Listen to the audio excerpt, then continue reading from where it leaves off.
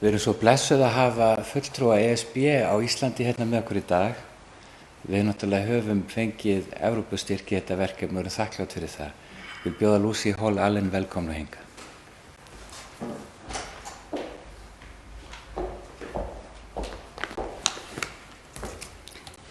Tack för er. Thank you very much, and thank you for having me. I would first and foremost like to say, what a beautiful library. I have 2 young children who moved to Iceland with me a year ago, and one of their favorite things to do in the world is reading. So we have been slowly discovering the bookshops and libraries of Reykjavik and the different neighborhoods.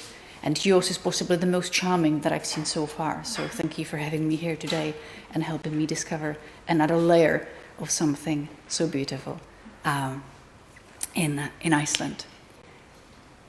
I am here today to learn about the project and learn about its outcomes and the various labs that have already taken place, but also wanted to offer just a few words of context before we start.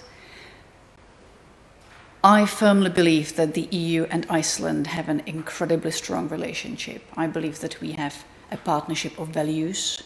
We're not just neighbors, but we are partners in a true sense of the word. And I think that as societies, we sometimes have the tendency to focus on the things that divide us, but I would like to focus on what unites us and what connects us. I find that we have so much in common. The EU and Iceland want the same thing when it comes to climate. We want a clean planet for our children in the future. We want the same thing on human rights around the globe. We want the same things on healthy societies, and we have been working together also very closely in making steps towards defeating the COVID pandemic. But I think research and science in particular is one of the facets of the relationship which have been a tremendous success. And I'd like to say a few words about that because, of course, the PACE project is also here because of the Horizon funding. Since 1994, which is the moment when Iceland was able to take part in EU-funded activities, this cooperation has had a truly transformative effect. But not just in Iceland, also in all the 28, or now 27 unfortunately, EU member countries who have been part of it in so many different ways. Of course, financial support is a big part of that, and Iceland has been benefiting tremendously from that. I must say that Icelanders are incredibly good at writing excellent projects and receiving funding. You are more successful than any other country within the EEA, which I think speaks volumes about the creativity and the hard work and the way in which Icelandic research institutions and organizations and individuals are able to come up with ideas and sell them to the rest of the world and build partnerships. But it's not really just about the money. For me, what matters even more are the connections that research and science cooperation has been able to build. And I think that's been probably the area in which we've seen the most transformative effect on both sides. And I see it also in the country that I come from. I'm Czech, I come from Prague. And when I studied at university, not even that long ago, being involved in an international research project was something quite special.